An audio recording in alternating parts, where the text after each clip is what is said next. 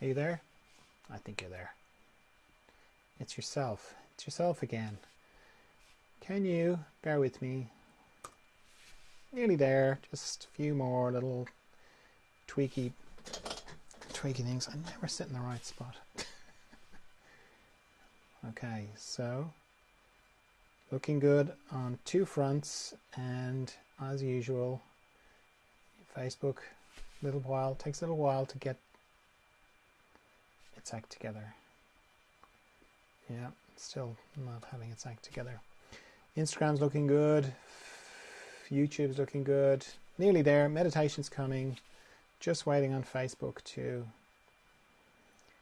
come to the party. 1 second.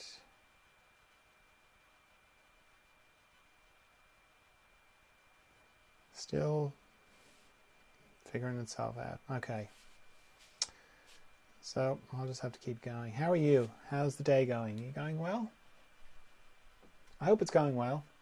It's all right if it's not. Not every day can be or is great, but I hope it is. It's my wish for you. Okay, we're going to do a bit of meditation. This isn't a class, it's just a chance to meditate together. I meditate throughout the day anyway. This is just the one I do on Facebook, Instagram and YouTube, multi-streaming. These daily meditations that I do online are part of the Further Emergence work, and I'll explain what that is, what Further Emergence is. I'll explain all about that at the end when we're finished the meditation. So for now, if you're used to meditating, if you're familiar with it, if you're experienced, that's great. Can you hang on for a minute while I explain what I do, just for the benefit of people who are new to meditation? There's lots of different styles of meditation. This is what I do. For me, it starts with why I would meditate. I'm trying to connect with a part of me that I connect to every night when I'm asleep. Not the dreaming bit, the bit after dreaming.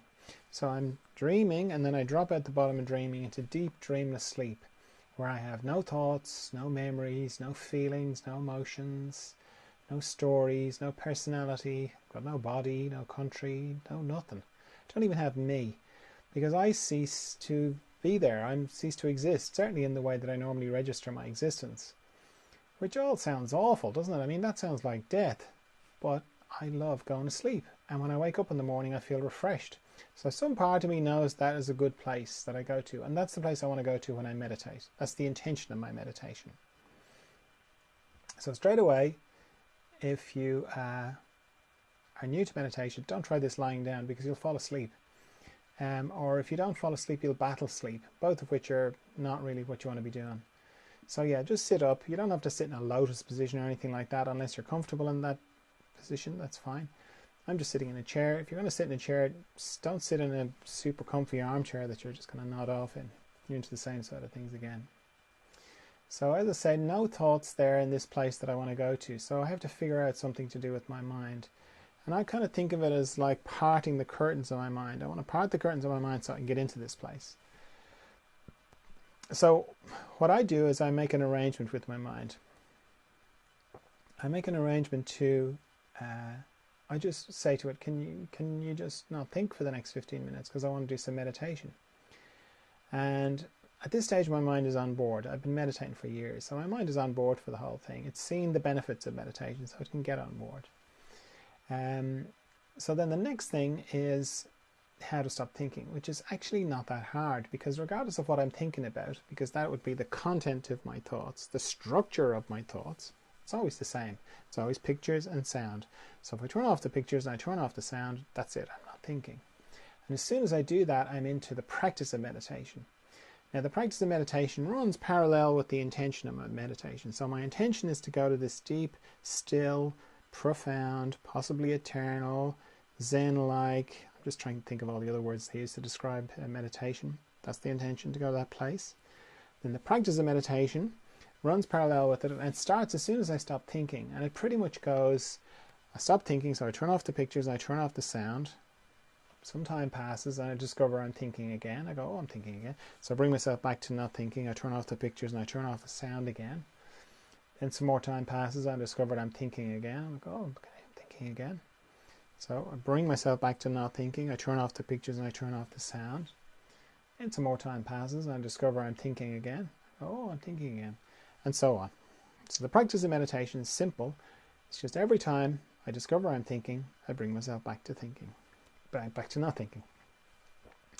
And I sort of highlight that because it's quite easy to get the misconception that to be meditating correctly, that you shouldn't be thinking at all, which isn't the case. These two things, the intention and the practice, go together, and they sort of do this little dance. Sometimes you'll be very deep and still. Other times you'll be discovering that you're thinking. The thing is, though, both are powerful. They're just powerful in their own ways. It's kind of obviously powerful when you're in this deep, still, meditative kind of place because you can feel it in your body, you can feel your nervous system settling. But it's equally powerful when you're discovering that you're thinking. It's just not as obvious, the power side of it. Because if you're like me, the sort of things that you'll be thinking about are all to do with you. So I'll be thinking, why did I say that to that person? Why did that person say that to me? What am I going to do about that other thing? And so on. It's all about me. So I'm in the middle of one of those thoughts and I'm in the middle of meditation. And I suddenly go, oh, okay, I'm thinking. So I turn off the pictures, I turn off the sound, I bring myself to not thinking. Indirectly, what's happening there is I'm saying to myself, or I'm demonstrating to myself, you know that thought that you were having that you thought was you and that you were it? Well, you just made that disappear. And you're still here. So you're obviously not that thought. You're something else. In fact, you're not any of your thoughts. That's very powerful. And then the fact that you do that repeatedly, that's very powerful as well. So don't add to your thinking by thinking that you're doing it wrong or thinking that you're thinking too much. There's no right, correct number of times that you should be bringing yourself back to not thinking. It changes every day anyway, and it changes every hour. You could meditate in the morning and then again in the afternoon and be different. In the morning you might have to bring yourself back from thinking many times, and in the afternoon not so many. One's not more right than the other. Okay? Just the only thing is, every time you discover that you're thinking, bring yourself back to not thinking, and you're doing great. Now, while that is all going on, I'm also letting go of tension in my body. And I have a system for that. I scan my body from my head down to my feet and back up again, and anywhere I find tension, I let it go. And I use my out-breath to let it go, because it's natural to just breathe it away. But it's also a good way of bringing more awareness to my breathing, because it's quite easy to hold your breath in meditation or to stop breathing altogether. So using the out-breath helps become a little bit more of my breathing, so I can breathe a little bit deeper, a little bit more consciously. The other thing I'm doing as I'm scanning my body is I'm checking, particularly checking any structures in my body that go across or transverse in my body, because transverse areas in my body operate a little bit like a log gone across a stream. It just picks up all the twigs and the leaves and the branches, anything that's coming down the stream. Except in my body, it's tension. So I'm checking my eyes, for example, that's a transverse area, transverse site, my jaw, my tongue, base of my neck, my shoulder girdle, all my joints, they're all transverse sites.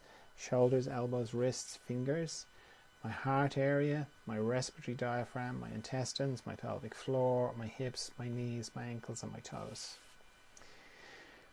Having a nice quiet room is very helpful when you're meditating, because what happens is as soon as you close your eyes, your hearing will amplify, and one of the things that triggers thoughts is noise. So nice quiet room helps you have less things to think about.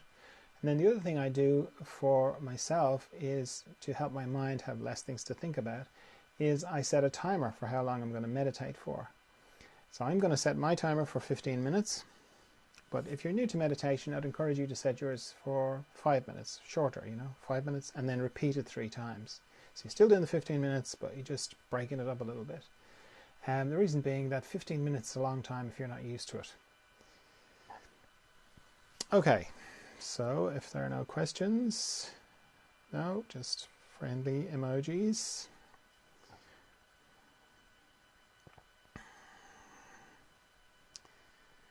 Timer started. Okay, off we go into the mystery.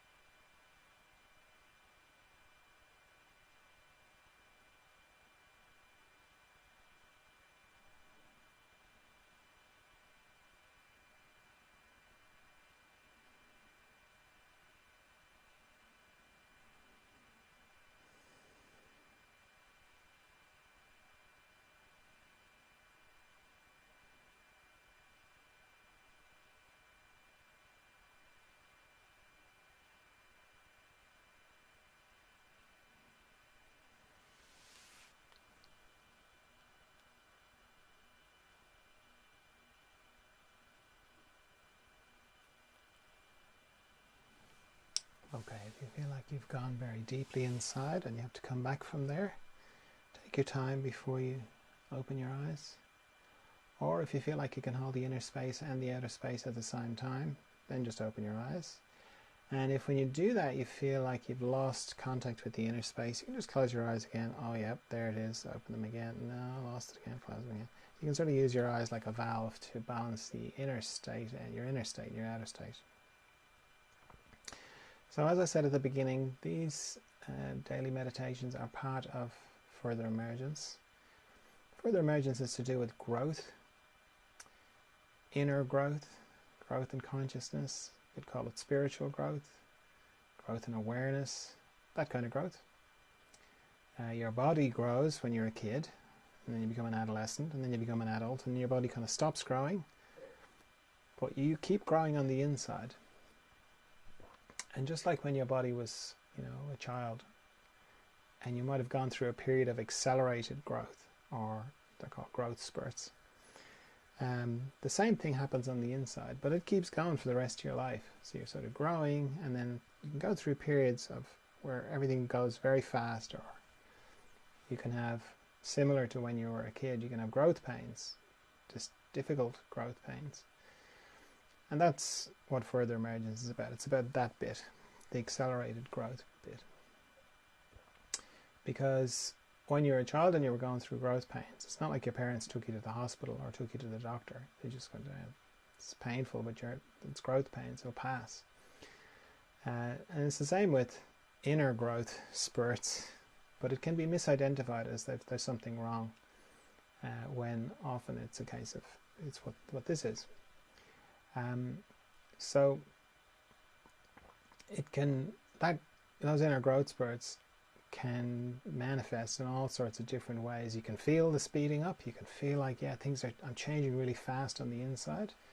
I can't keep up with how fast everything is changing. I don't really know myself the way I did before. I don't really recognize myself, or I don't recognize my life, because I've changed, but my life is still the same. I made this life.